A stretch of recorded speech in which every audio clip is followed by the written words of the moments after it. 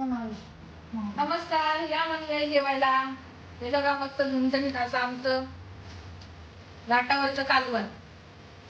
हे बघा चिकनचं कालवण बनवलंय, तिखट एकदम आहे. असं वाटतंय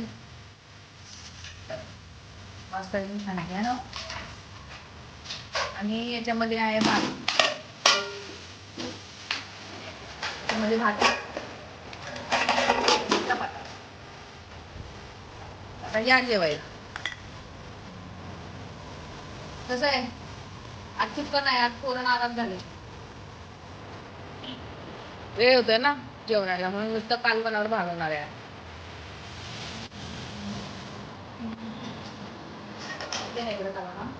चला या मग जेवायला. कालवण कसं वाटतं ते मला सांगा. बाय.